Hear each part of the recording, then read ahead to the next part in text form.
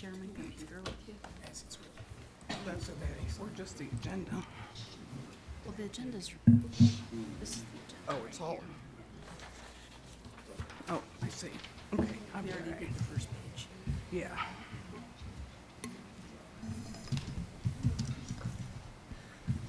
I've never opened those meetings. Does she use your password?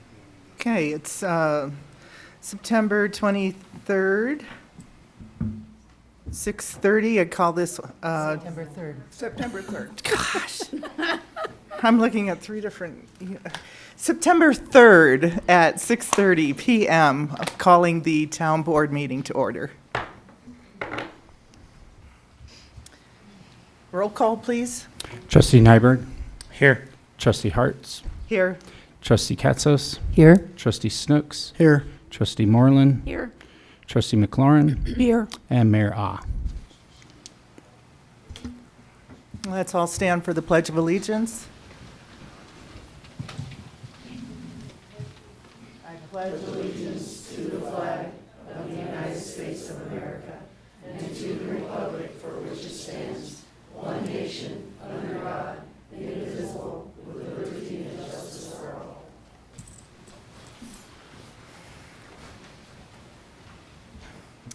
Does the board have any conflict of interest? I need to disclose on the Cinnamon Heights project.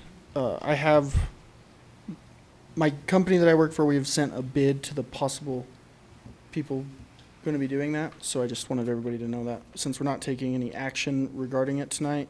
We are, or we're asking for some. Oh, we are? Okay, then I need to step out of the room. No, actually, you and I spoke about this, and to the extent that that prospective contractor hasn't, we haven't entered into that contract yet, you can participate and appreciate your disclosure. We should definitely take heed of that going forward. So when there's discussion about contracting perhaps with Silver Mountain and so forth, that may be the point where you step out and recuse yourself. But I think for purposes of the discussion on Cinnamon Heights and what direction this board gives the staff with regard to that, you should participate on that. And again, with noting that you have disclosed the fact that your company may be bidding as a sub on that project, okay?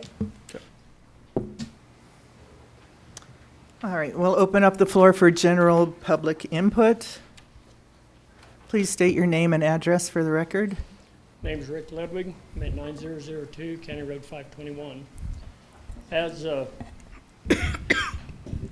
a Campbell Lateral Ditch Rider and board member, Mustang Crossing was originally approved with the conditions of the ditch being prior to the start of construction. The developer requested a delay in piping the ditch when the project was broken down into smaller sections. The ditch company was not made aware of this request and was not consulted before the decision was made to grant this delay. There are serious safety and liability issues now that the public has access to the open ditch. The fence installed by the developer at the request of the Board of Trustees does not stop the public from accessing the Campbell Lateral Ditch. The Campbell Lateral Ditch Company respectfully requests that the ditch be piped prior to any new construction beginning in any of the remaining sections of the subdivision. The ditch company will not be providing any irrigation water to the subdivision until the entire development is completed, inspected, and formally approved by the ditch company. It will be the developer's responsibility to provide the means of distribution from water from the main ditch to the individual property owners. The existing small ditches carry privately owned water to the Campbell Lateral shareholders, and it is not to be used by the subdivision property owners. A formal letter will be sent to all parties involved stating this. I would like to suggest that the ordinance addressing any new subdivisions being built on or near irrigation ditches be updated to require the ditches be piped prior to any construction, and that this is a non-negotiable item. Thank you for your time and consideration. If you have any questions. I don't have any questions, but thank you for bringing that to us. You're more than welcome. Thank you for listening. I appreciate it. Thank you, sir. Thank you.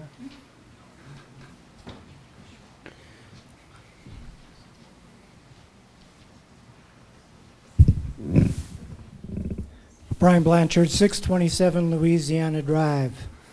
My comments tonight are classified as small towns. And hopefully you'll all get something out of this, being a small town. Have a plan for the future. Successful communities always have a plan for the future. Unfortunately, planning can be a dirty word in some communities, especially in small towns and rural communities. The truth is, failing to plan simply means planning to fail. It is difficult to name any successful individual, organization, corporation, business, or community that doesn't plan for the future. Some people in small towns don't like change, but change is inevitable. Technology, the economy, demographics, population growth, market trends, consumer attitudes are always changing, and they always will affect a community whether people like it or not. There are only two kinds of change, planned or unplanned. A small town does not have to mean small minds. Let's embrace the changes and make them the best we can. Let's move forward, not back. Thank you. Thank you.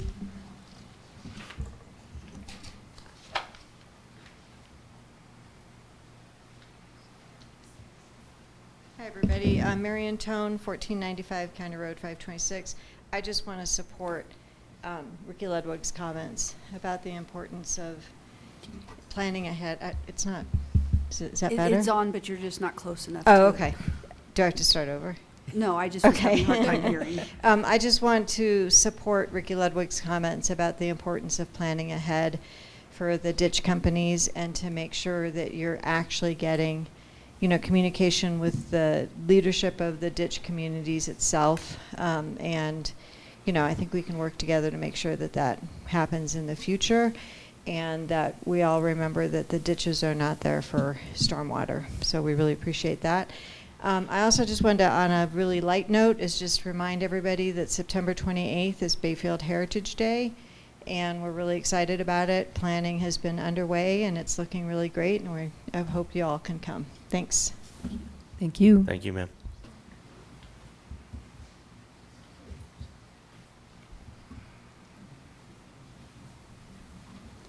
Lucy Stewart, I'm at 128 North Appaloosa.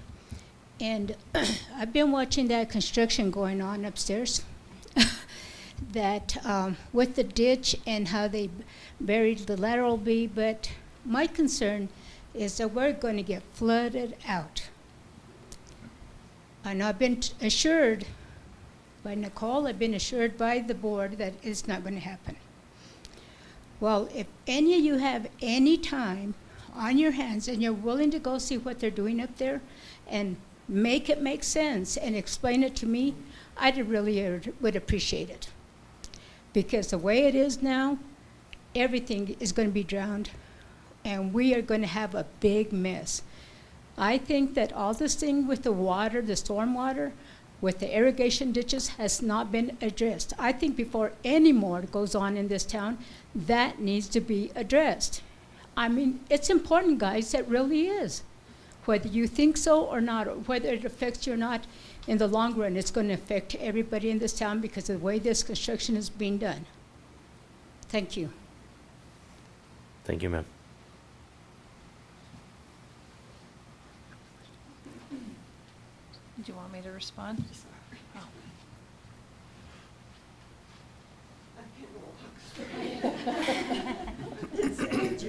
Things.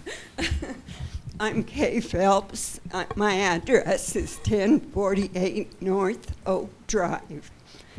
And I just wanted to come and tell you guys there are good things going on in Bayfield. I have a park across the street from me that has been there since that little subdivision was started. I don't know who runs the park department, but it is the most beautiful park. And so are these down here that we need. If anybody needs a raise, it's those men that are there at 7:30 in the morning mowing the lawn and cleaning up and doing everything. And I also want to talk to you just a minute as a taxpayer. I don't want to see you pay Katie off, and it's not because I back her or don't back her. It's because the school has already messed us up because they had a superintendent get quit, and they hired him back. And then they turn around and fire him. And we're paying all these bucks out that should be going to our kids by making one mistake. And you guys are facing the same thing, and I want you to think good and hard, because you're hurting just Bayfield, the people that live here, who are already paying more than we want to. But thank you for sitting up there. And I'm glad to see you here, because I haven't seen you when I come. And I've seen too many people on that board not show up. So thank you all. Thank you. Hey, Madam Chair, I think Nicole wanted to respond to Miss Lucy's question. Oh, no. I'm sorry. No. Oh, I thought Kat asked me for. Oh, okay. No. I would like to walk that property with you for Lucy.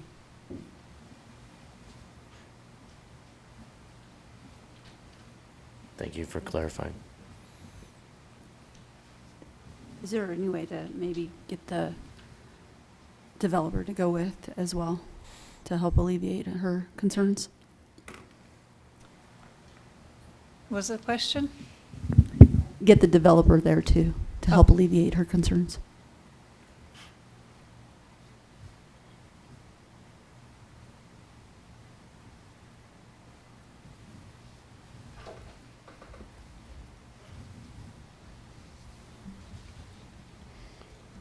Kay Phelps is a hard act to follow because she's so nice.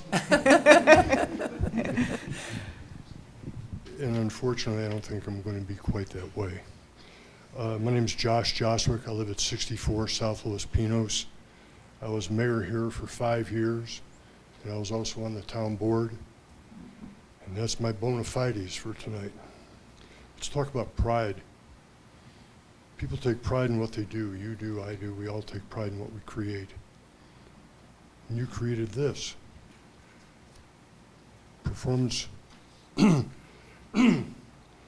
Improvement Plan, PIP. And you take pride in this? You should be ashamed.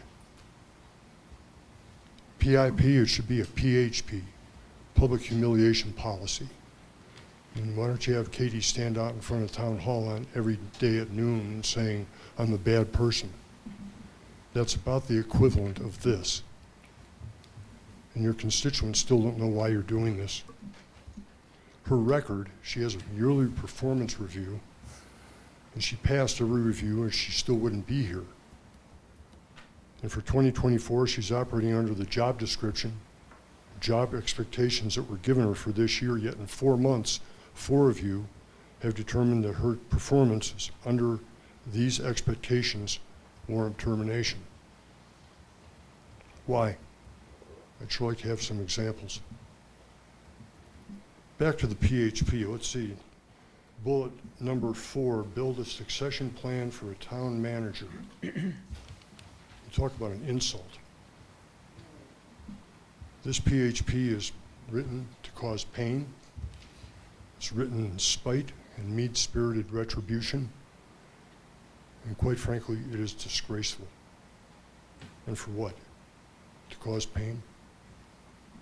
In 1986, there was a board of trustees up there, men who were ignorant and arrogant, and unintentionally, because they did not understand the consequence of their actions, they unintentionally almost broke this town government.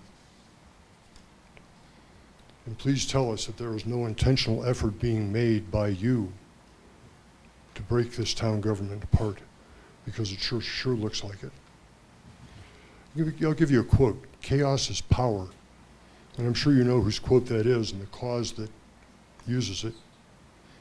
And I suspect that your dedication to that cause, I fear that your dedication to that cause is greater than your dedication to bettering the town. Because of that, this town is in big trouble. Your citizens have no idea why you're doing this or what outcomes you want, where you're taking us, because you only talk to yourselves and your handlers. You don't talk to us. We deserve to know where you're taking us, and we don't know. And that's how you govern?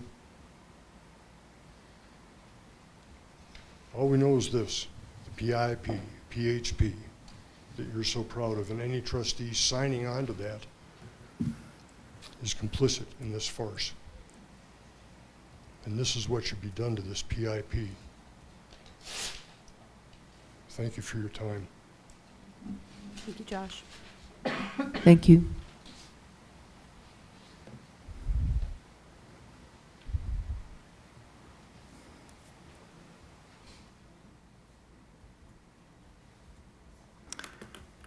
Any other comment?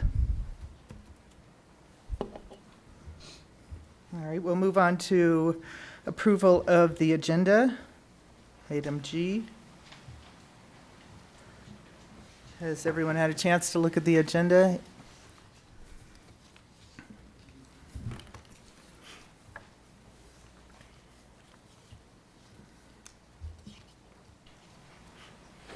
I'd make a motion to approve the agenda as posted. I second it. I have a motion and a second. Roll call. Trustee Nyberg, Yes. Trustee Hartz, Yes. Trustee Katzos, Yes. Trustee Snooks, Yes. Trustee Moreland, Yes. Trustee McLaurin. Yes. It's Mayor. Right.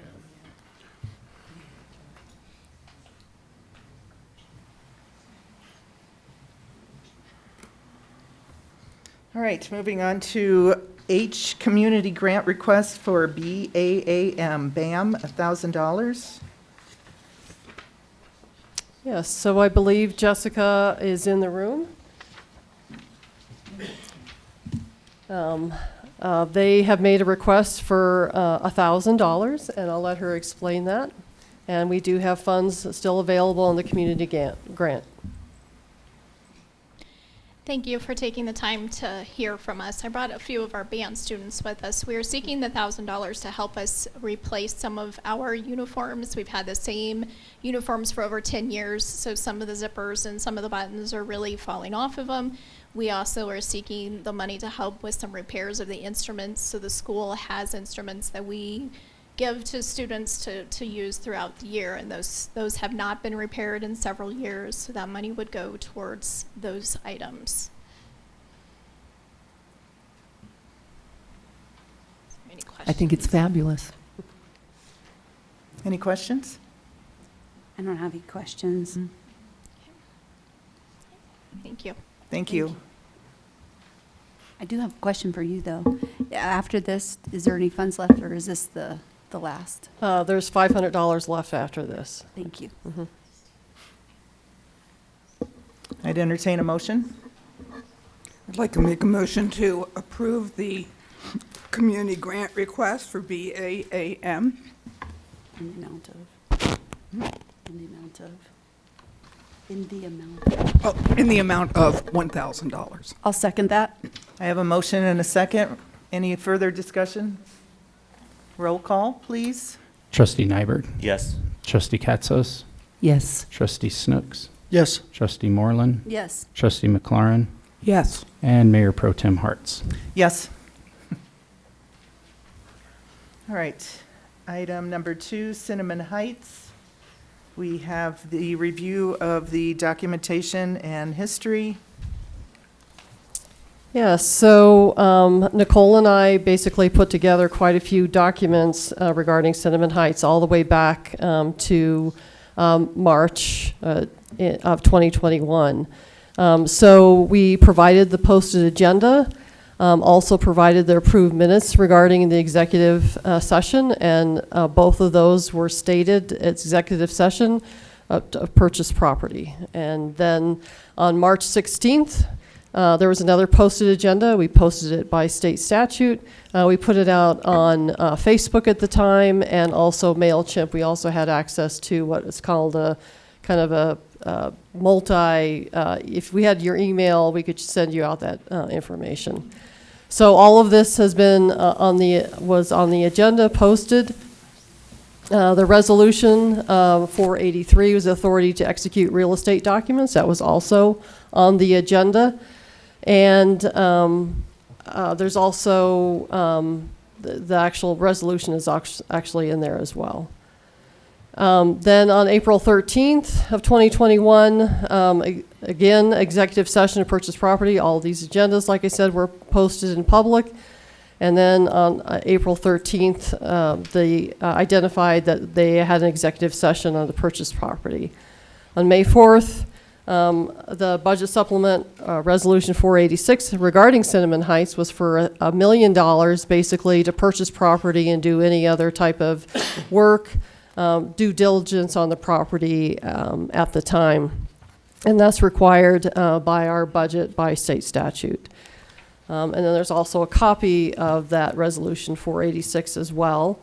And then we had another meeting on June 1st.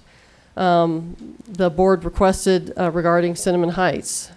So there was also, we have the approved minutes, and actually on page 30 in that document, I'm sorry, the page numbers got kind of messed up because we're doing all kinds of adding to get to this. The meeting discussion regarding Dove Ranch and the Special Improvement District was also on that agenda in those minutes.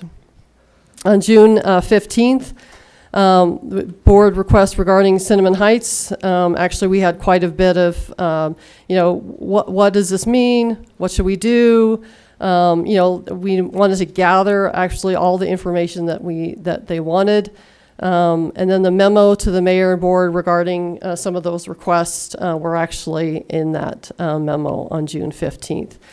We had a much larger meeting on the 28th of June, which is a posted agenda, which is all about Cinnamon Heights. And like I said, all those agendas were posted by state statute, by the direction of the board, and then there's information, there's an information packet regarding Cinnamon Heights and housing, and basically how that, why the town did it, where we were going, and the next steps. And of course, a lot has happened in 2 or 3 years. In fact, going back through every single agenda back to 2020, the end of 2020, it's amazing how much I've forgotten that happened in that time.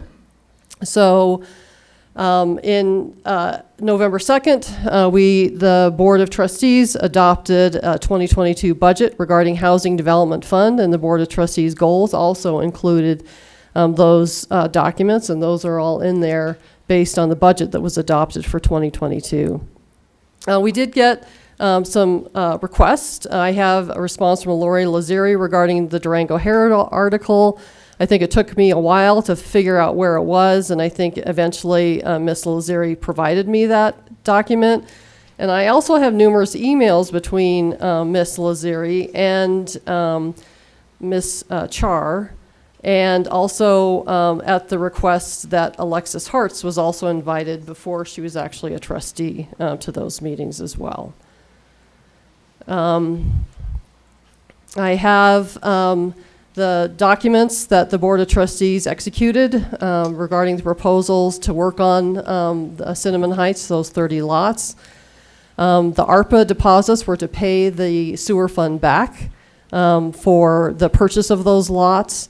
And then the total expenditures up to the end of July 2024 for housing development, Cinnamon Heights, and actually everything that was in there is listed from Cassell, which is our finance packet, which is provided for you. I did, because those were in executive session, I did ask Town Attorney Goldman about the confidential executive session documents that were due diligence, and his response, as you can see, is that that would disclose or quote directly would jeopardize the board the privileged nature of Bayfield's discussions with its attorneys. So, I might just add, yep. Town Manager Sickles, and if I can, Pro Tem Mayor. The primary reasons for those executive sessions were for the purposes of negotiations with regards to real estate. One of the reasons we can go into executive session, because you generally don't want to play your hand to the public when you're trying to negotiate a pretty good deal on real estate at the time. So we were going into executive session for the purposes of discussing negotiations, direction for negotiations, and matters surrounding that. I also might add that, if I may, that the reason why we're discussing this right now is there was some confusion and some desire by the Board of Trustees, very appropriately, to get some background on what's occurred, because there's so many new members on the board right now, and to have this history, whether we do it in open session here or in a work session, is appropriate for everyone to get up to speed as to how we got here, and so that there's not reliance on innuendo or rumor or anything like that. This is all part of the public record, and Katie has outlined that very appropriately in the summary.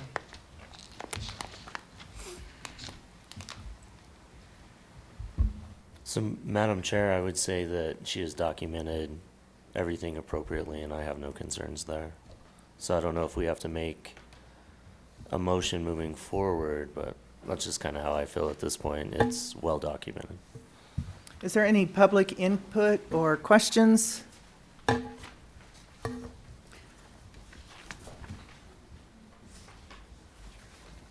Brian Blanchard, 627 Louisiana Drive.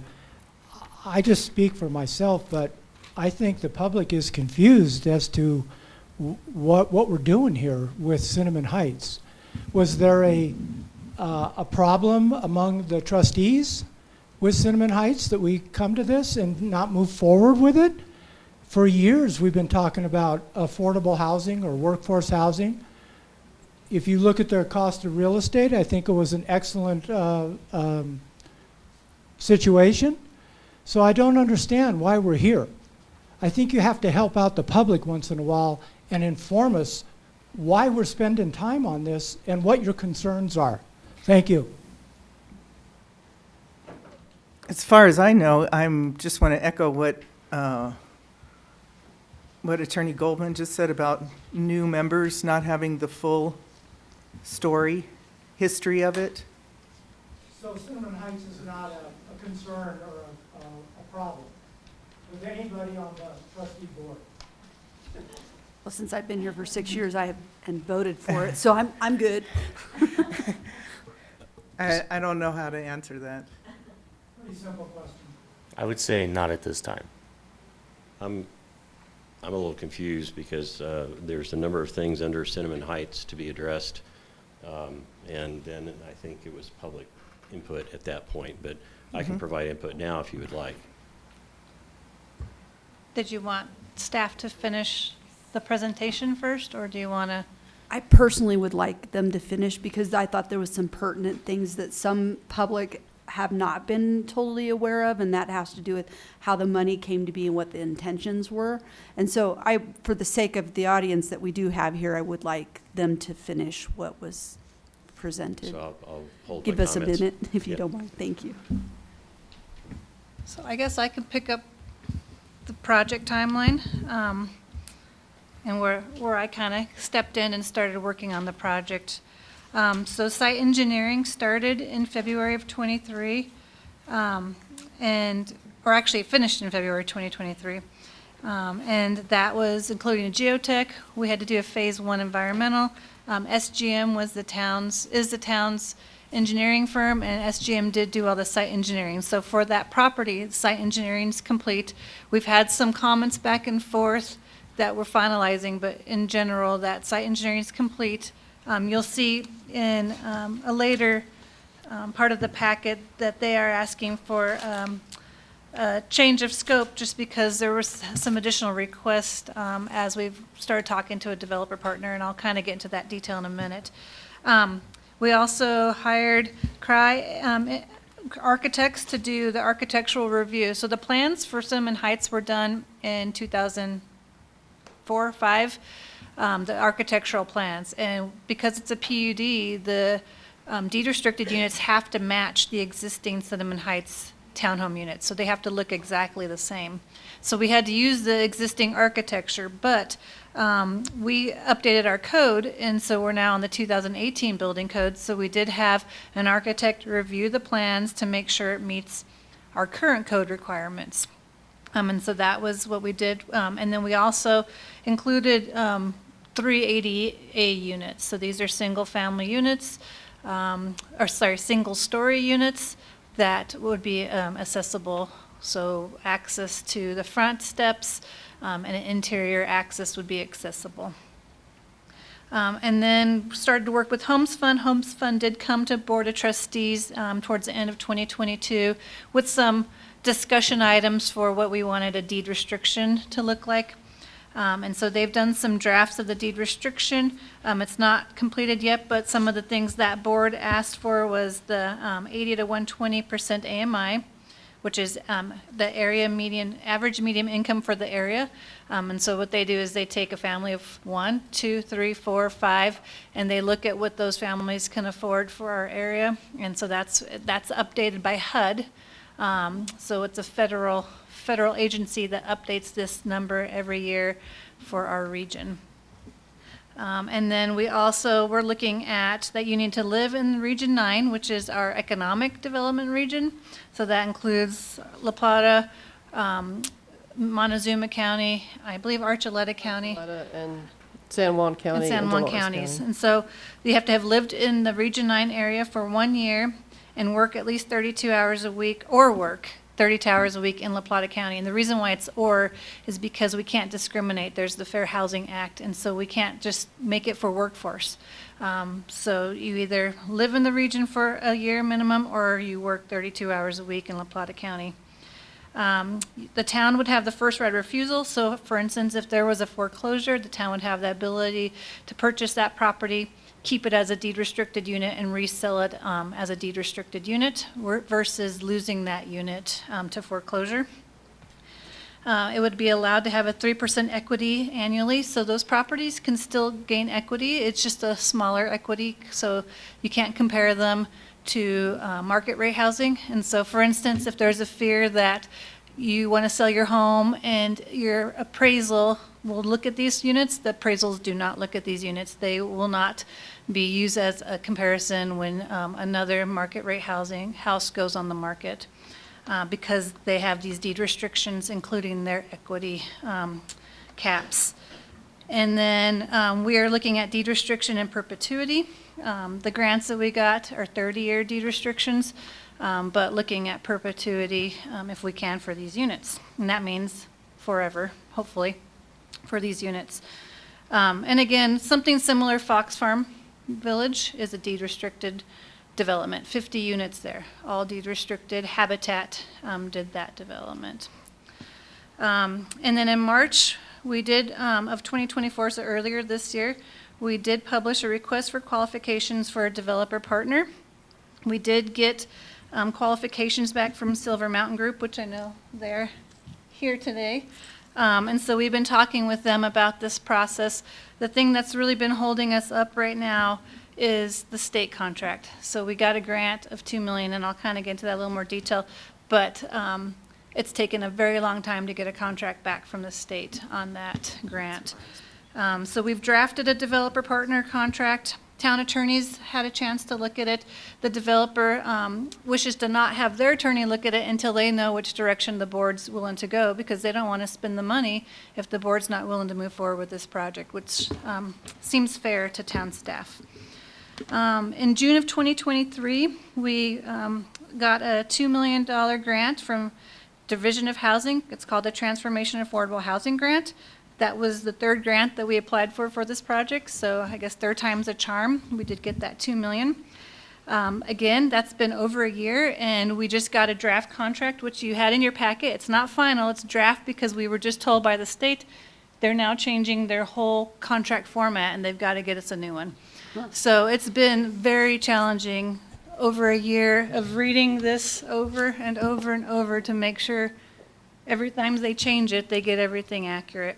And importantly, Nicole, when we finally get a contract from the state, we need to make sure that we incorporate a number of terms into our contract with the contractors to make sure that we're consistent. Thank you. Yep. And reference it as well. And then also the La Plata County Board of County Commissioners had some ARPA funds that they wrote us a letter in February 2024 awarding $700,000 to this project if it moves forward. So there's $2.7 million. This money will be used for infrastructure. If you see on the back of the project timeline I provided to you, it has the breakdown of all the costs for this project. So it has what the town has spent to date. It has the infrastructure cost, which was our engineering cost estimate based on the infrastructure civil plans that we have, which comes to $2.7 million. So we asked for a $2.7 million grant. The state gave us $2 million. And so the county has said they would come in and help fill that gap for us of that $700,000.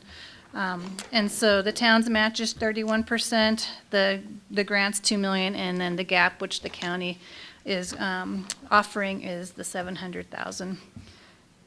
So again, the draft contract, we're hoping to get something before the 17th. If the board does want to move forward with this, bring it as a final contract.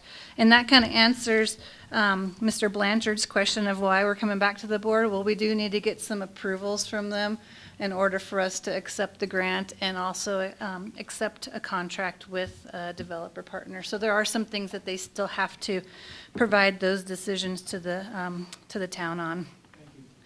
And so for potential future, we need to decide on the state grant contract, and then on the developer partner contract. We need to also work with the contract with La Plata County. They did not want to move forward with drafting contract language yet until they know that this project's moving forward as well.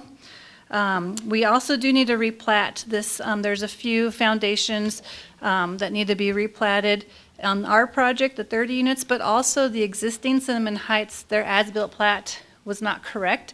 And so they actually have units that are not in their platted lot areas. And so as part of this, we've told them that we would correct their existing plat as well.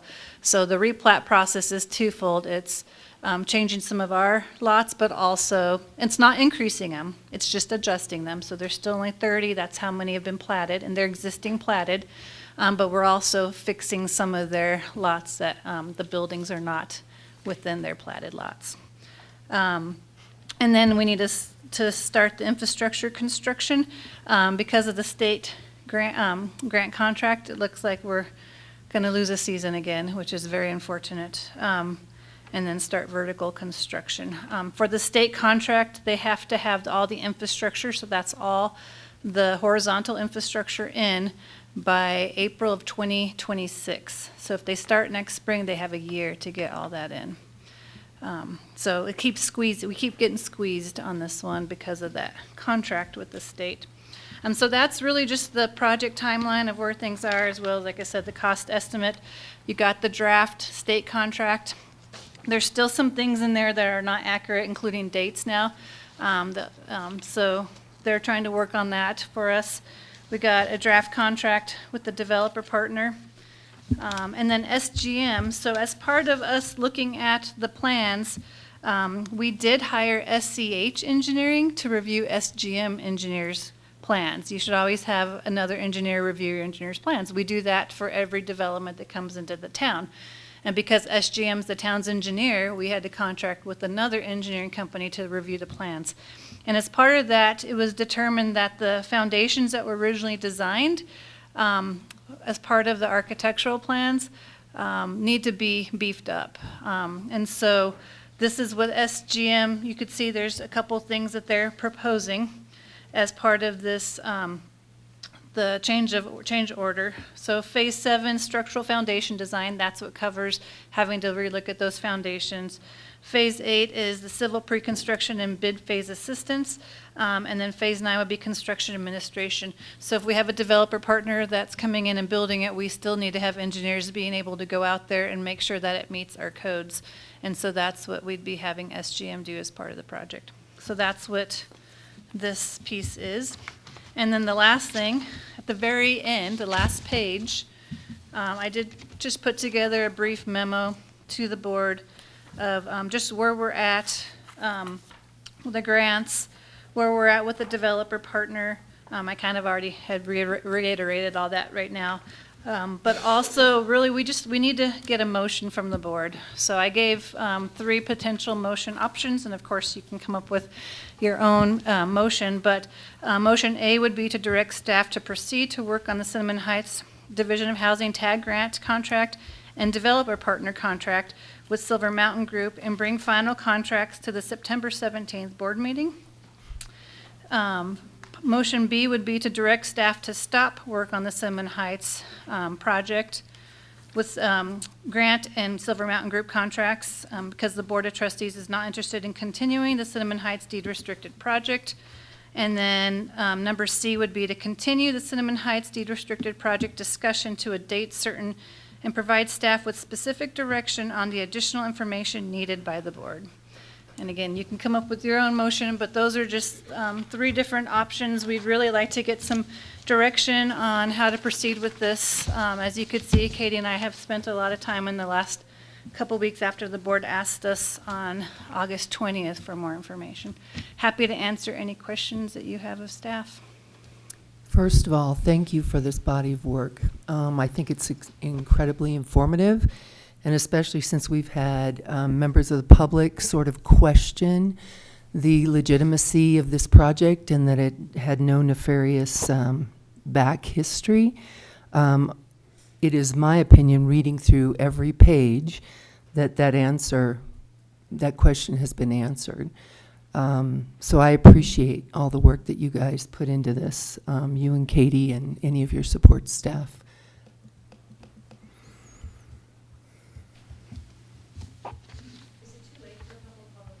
Absolutely not. Public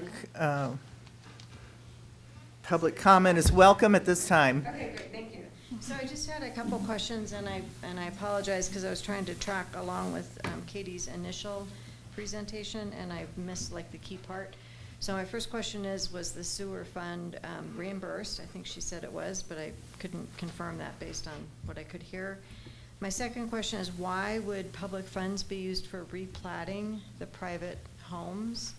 And you know, is there any way to go back and collect that from the people's homes or the developers on that? Because I don't know why public funds should be used to fix a private developer's mistake. My other question, I can't read.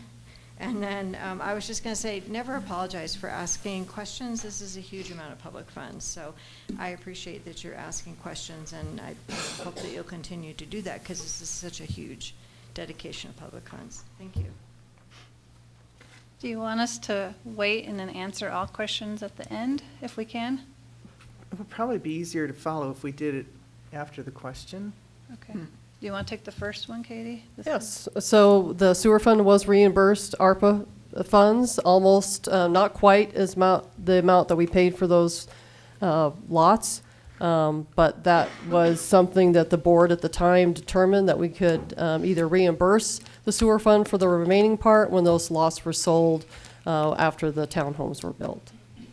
And of course, you know, like I said in my one memo, that it was always the goal of the board that made that decision in 2021 that those funds would come back to the town. And then to cover the replat, so all the units are on one plat.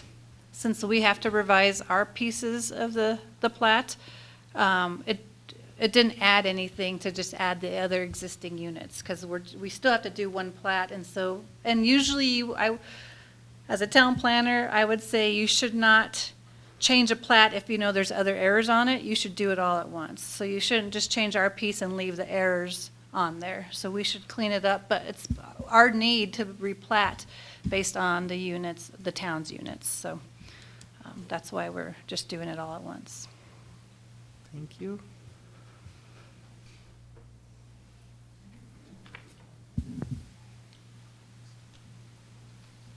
I'm Lori Lazari, and I thank you for all the information that was provided in detail. The one question that I still have, which I've never received an answer to, clear back in 21, the Bayfield town, I think, closed on these lots May 19th, 2021, but it was not announced to us until May 15th of 2021. It was in the Durango Herald. May 8th, it was announced on Facebook. So the town was not brought in to it. We have agendas, and that's the agendas back into March were when we started this information. Okay. I think we did research back then. We never did find anything. I guess we can do some more digging and see if we can go back to 2021, or do you have those? Oh, yes. Okay. They were all posted legally. Okay. Okay, that'll be great, because I never remember hearing that before. This in the packet, actually. Yes. And the minutes That's what are- she just went over Yes. with us, was the dates and times that everything was done. Okay. So it's in the complete packet. Okay, well, I don't have that, but, all right. Thank you.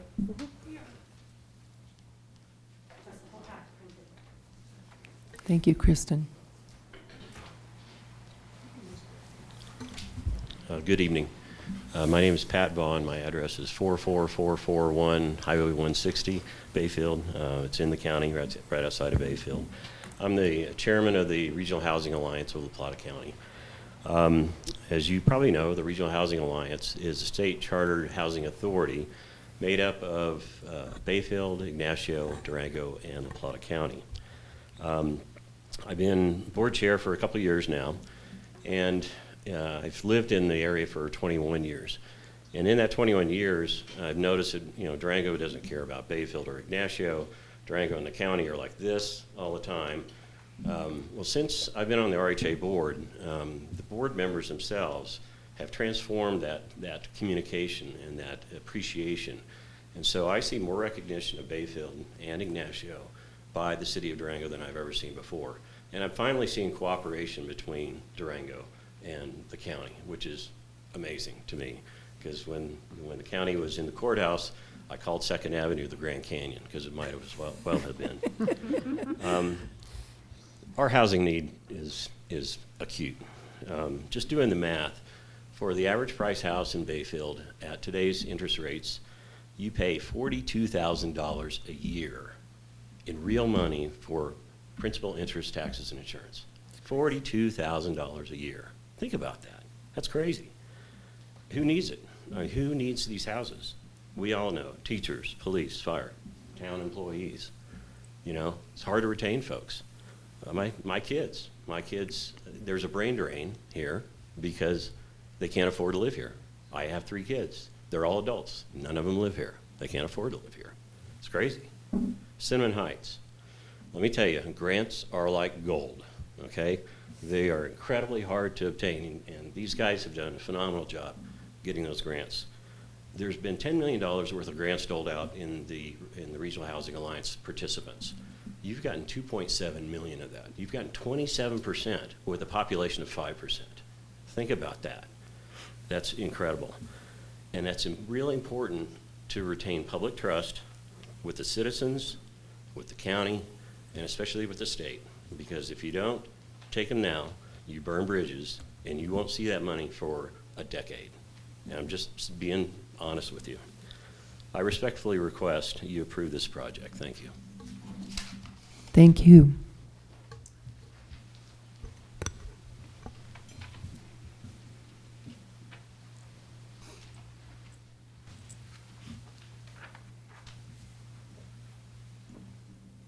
Hi, I'm Linda Curtis, 290E East Drive. Yes, that's right, Bayfield. My question goes way back to the roots of this, and the comments and questions that I get asked, at what point in time did the town of Bayfield become involved in even talking about purchasing this real estate? Because the confusion in the conversations is Bayfield, the town of Bayfield spent our SOAR fund to purchase some land. But it was in executive session, it was posted that, yeah, there's an agenda item to purchase real estate. What real estate? Where was that ever made public? And how did the public find out that that's what the town did? That's the missing piece that I see that hasn't been answered.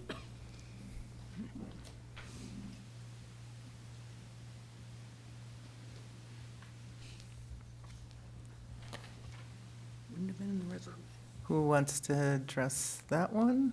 I would go back to today's information on here. Agendas are presented, it's public. You can come ask questions.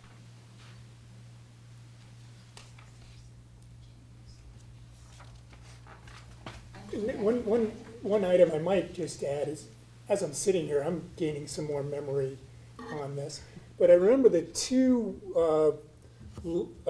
primary property owners in Cinnamon Heights, the two developers of a number of lots, were really looking to try and change the plats themselves, because they wanted to make it, they didn't see the properties as platted as something that was going to be feasible financially. And they were seeing that it was going to be really hard to try and amend the plat. So the town at that point, if I remember correctly, some of the trustees thought this is a great opportunity because they want to sell this property at greatly reduced prices. So it was a great opportunity for the town at that time, that, from my memory, to jump on this and see if the town could satisfy a niche that needed to be resolved. So that's how I kind of remember this, at least starting in 2020 into 2021. So, and actually, the one thing that we did have, Nancy Dosdale was our SEH consultant for community development. We sat in this room, actually massed up, 12 feet away from each other, from developers that were trying to purchase it. And what they wanted to do, they wanted the town to waive building permits, tap fees. So that went on. I think I had 3 major developers that wanted us to do, they wanted to do affordable housing, but they wanted the town to pick up the tap fees, building permits, and some of the impact fees. And so, when it came right down to it, we now have a grant that's going to pay for the tap fees and it reduced building fees. So instead of the town paying for it, we have a grant that's going to pay for it.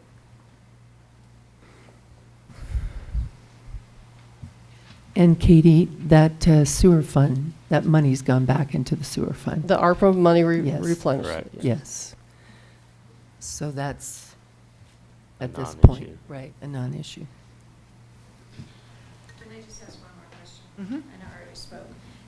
So I guess, having been around for part of that discussion and stuff, I think what you're hearing from people, and I just ask you to think about it going forward, it's not just the money that was spent. This was a pretty big sea change in how Bayfield handles developing housing. And I think had there been more transparency, I totally understand the concept of negotiating the real estate deal. But I think what you're hearing from people here now, 3 years later, is still a frustration with the lack of transparency, especially on such a major policy change. So I'm just asking that you take note of that. I don't, we're not trying to go back and unwind a deal that's been in place for 3 years, but I think people are looking for a lot more accountability and transparency. So if I may speak for the people that said something today, I think that's what we're hoping for, because that was tough. And it was COVID, so people weren't coming to meetings, and it required a little bit extra effort. So I don't know that any of you were actually on the board at the time. Okay, Brenna. But I think it's an opportunity for the future. So thanks. So part of the reason that we did such an expansive presentation today is also because we do actually hear what you're saying. We have heard what you've been saying about being more transparent. On some level, it is the responsibility of the citizens to also participate too. And I will say at that time, it was 2020. Nobody was doing any kind of, we were home-minded, family-minded, you know, all of us worried, are we going to have a job? Is our business going to stay open? And I think that at that time, because that was going on, this was not as prominent, if that makes sense. So we do hear you that we want to be more transparent. Just, we're working on it. Anyone else? Any questions? I want to add one more thing, because I heard someone ask how much it was, and someone said millions. So the town's spent $720,000